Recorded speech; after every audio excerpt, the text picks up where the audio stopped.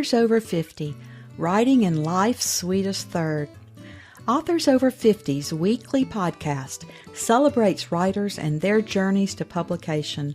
Writing after 50 is a whole story on its own, so let's skip to life's sweetest third and talk with authors about their journey from pen to publish.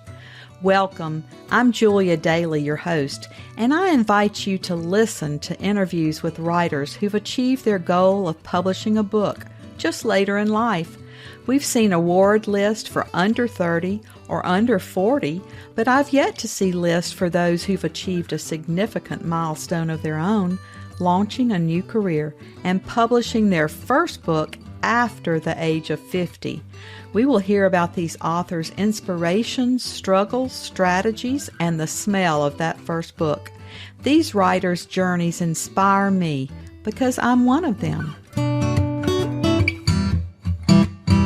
My guest today was awarded an honor certificate from the Society of Children's Book Writers and Illustrators, the Best Short Screenplay Award at the 36th Starz Denver Film Festival, and the 2021 International Eyelands Award for Best Historical Novel.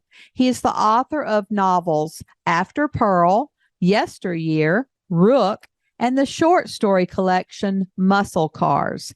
He holds an MFA from Queen's University of Charlotte and an MA from Miami University. He lives and writes in his hometown of Buffalo, New York, the setting and inspiration for much of his work. Welcome to Authors Over 50, Stephen G. Eoannou. You got it. That's nice, interesting name, Stephen. I like it. Thank you. Thanks for having me. I appreciate it. Stephen, our opening question is always, so what took you so long to write your first book? Well, I was writing. I just wasn't writing very well. I had started writing in college, seriously. And I thought I'd be one of those guys that would be, on the 30 under 30 list, and the 30s came and went. And then I thought I'd be on the 40 under 40 list, and that came and went. And it wasn't until I was about 50 years old that I started writing well and getting published. That was about the time I went to Queen's University to get my MFA. And there, part of my thesis turned out to be Muscle Cars. But that came out when I was 52. So I was trying hard, but I was acquiring rejection slips and just learning my craft and, just putting the work in. And I finally got over that hump and started getting published. Well, once you wrote your first book, how did you proceed? Did you search for an agent, decide to use a hybrid, a small press, or did you self-publish? No, I actually, Muscle Cars, it's 17 short stories, and I entered at the literary awards that the Santa Fe Writers Project runs annually. In fact, this year's shortlist was just announced, and I won. So I didn't have to, try to get an agent, and getting short story collections published when you're relatively unknown is difficult. And part of the prize was that Santa Fe would publish the collection. And so that came out in 2015, and I had just turned 52 at the time. Well, that's great, because short story collections are more difficult, I understand, to try to sell. Yep, they sure are. Well, what do you find to be your inspiration? Because you have certainly become quite prolific after writing that first book and have several novels under your belt now. What inspires you? Well, Muscle Cars came out in 2015, and then my first novel, Rook, came out this year. Yesteryear's coming out in 2023, and then After Pearl's coming out in 2025. So I have 2 books out now, 2 more on the way. What inspires me? Part of Yesteryear, the book that's coming out in 2023 and is being published by Santa Fe Writers Project again, the publisher of Muscle Cars. Part of that novel deals with this idea of, where does stories come from? Where do writers get their ideas? And the answer is they come from everywhere. It could come from a conversation that we had this morning. It could come from something I read in a magazine this afternoon. I'm starting to thinking about my next novel, and it's from a photograph that I found online 10 years ago that I haven't thought about in years, and was going through my bookmarks looking for another website, and I just clicked on it because I had forgotten about it. And that has given me an idea, hopefully, for my third novel. So the answer is you have to be open, because they can come from anywhere at any time. So you need to be ready. So are you a full-time writer? And if so, what is your writing routine? Are you a morning person or a night person? I am not a full-time writer. I am a morning writer by necessity rather than desire. So I've been getting up about 4:45 for, I don't know, the last 10, 12 years, I guess, and writing from 5 to 7, and then getting up, walking the dog, and starting my day job. A funny story, when I was writing Rook, the novel that's out now, it was about this time of year. It was like late October, early November here in Buffalo. And I woke up and I would go up to my office to write. And it was cold, it was dark, the house was cold, and I physically couldn't get out of bed. I was awake, I just couldn't get out from under the covers. And this happened 2 or 3 days in a row. And I started feeling bad about myself because I was missing my writing time. And then I realized, smart guy that I am, I could just bring my laptop downstairs from my office and have it next to my bed. So ever since that revelation, I've been waking up at 4:45, turning on the light, grabbing the laptop, and writing in bed with my one-eyed dog next to me. And that's how Rook and the other 2 novels were written. So you don't believe in writer's block. You just needed a warm space. That's right. That's right.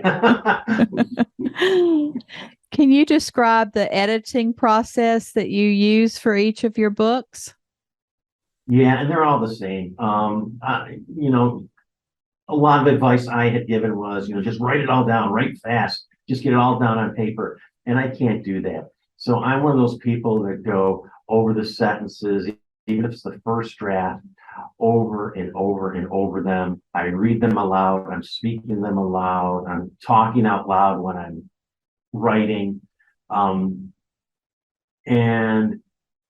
I'll do that, for my writing session on a Monday. Tuesday, I'll get up and I'll start from the beginning. Same thing, reading aloud. If I'm starting to trip over words, I fix it. If I don't like the sound or the rhythm or the music of it, I fix it. And then when I finish, doing that of yesterday's work, that's when I start with the new writing for today. And that could be a paragraph, it could be a page, it could be more if things are going well. Doesn't matter. I'm not concerned with word count. I just want to get stuff on the paper. So I've been polishing the last 12 pages, for a week now, and that's okay. Because when I'm done, it's pretty tight. And then when it gets published, well, then I have my core writers, my friends read it, respond to it.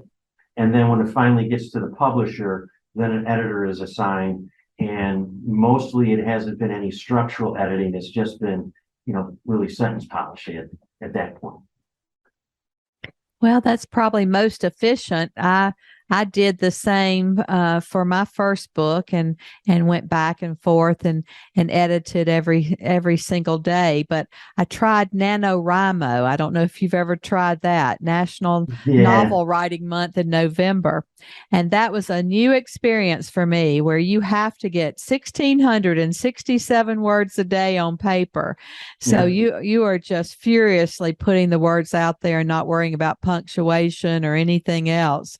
And that was a different experience, but you have a lot to edit when you get through. Yeah, that just makes me very nervous just thinking about writing that way. I'm just not built that way. I've never tried it. I don't know that I can do it again, but it was a great experience to get me away from, constantly editing the work. How long on average do you think it takes you to write a book? Um, well, the first one about 30 years. The Rook, it took me, I think 4 years to write it. Um, the novel's coming out in 2025, and the same for Yesteryear, about 4 years. I was working on Rook and Yesteryear kind of simultaneously. Um, After Pearl, which comes out in 25 by Santa Fe Writers Project, was done in 2 years. And I call that my pandemic novel because it has nothing to do with the pandemic. I started like the day we were locked down up here in New York and finished it about 2 years to the day. And I think that one went faster because we were locked down. There was no place to go. And I was lucky. A lot of my creative friends, both writers and visual artists, they couldn't produce during the pandemic just because it was so stressful and there was so much going on in the world and so scary. I was one of those people that just put the blinders on and just ignored everything. And we all read to escape. And I definitely wrote to escape. The book that's coming out after Pearl in a couple of years, it's set in the 40s and it's about an alcoholic detective with a one-eyed dog who wakes up after a 5-day bender and he can't remember anything, but there's 2 bullets missing from his gun. It's been fired. Oh, nice. So, yep. And I didn't know where the story was going to take me. I just escaped into that world, and I was writing not only before work, but also a little bit after work too, just because I was home alone. I mean, you can only watch Netflix for so long. So we'll see with the next novel, how long that one takes. Hopefully it won't take me 4 years or God forbid 30 to come out with that one. Well, you mentioned writing more than one novel at a time, and that always interests me when authors can do that because I have to keep my head just in one novel. Tell us about how you write more than one at one time. Yeah, I don't recommend it, and I would do it again. I had finished a draft of Rook, and at that point, the title was The Human Element, I believe. And I kind of put it aside and started on Yesteryear. And then I had a draft of Yesteryear, and then I went back to Rook, and I was kind of bouncing between them, polishing Rook, sending it out, trying to get it published. And when it was out, I would work on Yesteryear. So I had substantial amounts of both novels done when I started alternating. What was difficult was this past year because I had completed the edits for Rook that came out, and the book came out in June. I was finishing writing after Pearl while at the same time revising Yesteryear. So my mind was like, okay, which fictional world am I in today? And it was a lot of work. And I don't think I would do that again either. It was very tiring, but I got a lot done, and I'm proud I did it, and I'm proud of the books. So hopefully they pay off and readers will like it too, like them too. Well, even after I have 2 in print, I get confused when a reporter is asking me about one of the books, and I think, wait, is that the story in that book, or does that go to the second book? So I have to really concentrate. So I don't know how authors can write. I just don't know. Tell us a little bit about Rook, and then read from it so that we can hear your tone and voice in the book. Yeah, Rook is interesting. Rook is based on the true life story of a man named Al Nussbaum. And Al grew up here in Buffalo in the 1950s. He was the smartest guy in his class. He had a big personality, funny guy. He brought out the humor in other people. He married his high school sweetheart. He was an entrepreneur. He had 2 or 3 small businesses that he had started running simultaneously, including, he claims, the first Mexican restaurant in Buffalo. I don't know if that's true or not. But occasionally he'd tell his wife, Lolly, that he was going out of town for business. But Al's real business was robbing banks, and he robbed about a half a dozen before his wife or J. Edgar Hoover knew who he was. He loved to play chess, and he loved to plan out the robberies like they were a chess match between him and the authorities. And he was quoted as saying, robbing banks was chess for cash prizes. Things went wrong when he robbed a bank in Brooklyn right before Christmas of 1961. And that's when the bank guard was killed by his partner, and a New York City police officer was wounded. And that put he and his partner, Bobby, at the top of the most wanted list. So my novel, Rook, is based on that true story, and it begins with the robbery in Brooklyn, where things go sideways. So I will read I'll read the opening. And it's set in 3 sections. And this is part 1, called Gambit. And the quote is, "Crime was always like a chess game for cash prizes." Al Nussbaum. A gentle snow, the first that year, had begun to fall. Flakes landed on the windshield, each crystal distinct and plain to see, before the wipers cleared the glass. Snow accumulated on the bare trees that lined Kings Highway, but melted as soon as it touched the sidewalk in front of the Lafayette National Bank. A police radio, one that Al had rigged to the station wagon's dash, crackled with the dispatcher's broken voice. The call was for a disturbance far from where he was parked, so he continued humming a nameless tune. His right hand rested on the 45 next to him. The wind picked up, and early morning holiday shoppers hunched the snow. They pulled scarves tighter across throats and buried gloved hands deeper in overcoat pockets. They hurried in and out of stores, and Al wondered if his wife, Lolly, was Christmas shopping back home. He could see her walking down Buffalo's Main Street, pushing Allison bundled in her pram as she went from store to store. L.L. Burger, Hangerers, maybe stopping at Adam, Meldrum, and Anderson's to watch mechanical elves, twirling skaters, and waltzing Victorian couples in the front window. She loved those displays, and they'd been going every Christmas since high school to look at them. He was parked across from the bank in front of the Jip Luncheonette. A Salvation Army Santa still bell ringing nearby. Charity Drive 1961 was painted across his donation kettle, the words flanked by holly sprigs. His eyes and cheeks were red, and he stared at the fogged windows of Flo's Turf Club on the corner. Al was certain there was nothing Santa wanted more than to walk through that door, sit at the bar, and drink 4 roses until all the crumpled dollars in his kettle were gone. He wondered if Santa had noticed a station wagon. A blue Oldsmobile pulled in front of the bank exactly at 9:30. Bobby got out of the driver's side, a tan raincoat slung over his arm. He pulled the brown slouch hat down on his forehead and glanced up and down the street, but not at the station wagon. At the same time, Curry slipped from the passenger side. His matching tan raincoat contrasted with his dark skin and red corduroy cap. He crossed in front of the Oldsmobile and slid behind the wheel. The fake mustache Al had applied that morning with theatrical glue looked real enough, at least from across the street. The stolen Olds crept to the corner, then turned left on Utica Avenue towards the side entrance of the bank, as Al knew it would. Kings Highway became a chessboard, and he studied it, seeing 3 moves ahead and knowing where pieces would slide and when. So that's the opening of Rook. Very nice. So descriptive. I love all your descriptions. I was right there in the scene. Thank you. So the book's interesting. You know, if you just read that opening, you think, well, this is a crime novel. It's a bank robber story, and it is.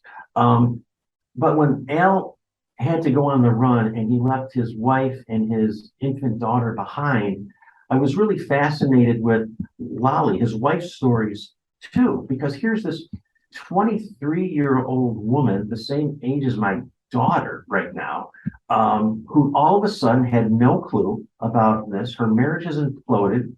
She only has a high school degree. No one will hire her because she is the bank robber's wife. She lost her friends. They stopped coming around. People were afraid to come to her house because the FBI were staked out in front, thinking Al would come back for her. And people were afraid they were going to get caught in a shootout. So I was fascinated with Lolly as much as Al. And I tell people the novel is about the end of a marriage as it is about a bank robber on the run. And the chapters and points of view alternate between Al's story and Lolly's life back here in Buffalo. Well, I love that because I think we don't hear about the families who are so much more affected even than the person who's committing the crime. Yeah. And I had the opportunity to meet Al's daughter about a month ago. She lives in Syracuse, New York, about 2 hours from here. And I was driving back from the Albany Book Festival. And we had been exchanging emails, and we stopped and we chatted for about an hour. And she didn't meet her father until she was about 16, because eventually, no spoilers, but Al got caught and he was sentenced to 40 years in federal prison and was paroled after 14. And so she didn't meet her dad until she was a teenager. But he was an interesting guy. While he was in prison, he became a writer. Alfred Hitchcock, Mike Shane Mystery Magazine, Ellery Queen, a penny a word guy. And you write about what you know. And so Al wrote about crime. When he was paroled, he went out to California because he was going to work in television. And he did. He did work in TV in the 70s. But once he was released from Marion Correctional Facility and was going out to LA that first time, he had to stop in Nevada because 14 years earlier, he had buried money in the desert and was going to dig it up. And that was going to be his money to start over with. But 14 years had passed and Vegas had grown. And so when he got there, there was a strip mall or an apartment building or something on the exact spot where he buried the money. So either a construction guy got the suitcase full of money or it's still sitting there under a bunch of concrete. But Al was a really interesting character. What a fascinating story. And you had a wealth to mine there for your story. Yeah, and I was able to, under the Freedom of Information Act, get his FBI records and his prison records. And, he was a public figure. So not only Buffalo newspaper articles, but national news articles. The Reader's Digest had offered a $10,000 reward for his capture. So I was able to get copies of his writing and that Reader's Digest out of eBay. So I had a lot of stuff to draw. What did his daughter think about the book? When I had talked to her, she hadn't read it. I had reached out to her. I gave her a copy though. I had reached out to her when I first started the book, 10 years ago. And she never responded to my email. And I thought, well, okay, would you, if someone said, I want to write about your family and co-opt them. And I just figured, she just didn't want to participate, which is understandable. But what happened was when she got my emails, like her mom, Lolly, who's one of the main characters in the book, had a stroke. And she had to take care of her mom, and then Lolly passed away, and then she was in a car accident, and then COVID hit. She had forgotten about me, so she didn't respond. We did a local TV station did an interview with me about Al, and I didn't realize it, but he tracked down Allison as well in Syracuse, so she was part of this taped interview, but we were never together. And Pete Gallivan, the news anchor, gave her my contact information, and that's how we were able to connect. And I gave her a copy of the book, and I don't know if she's read it yet. It would be interesting to see her take on my version of her fictional family.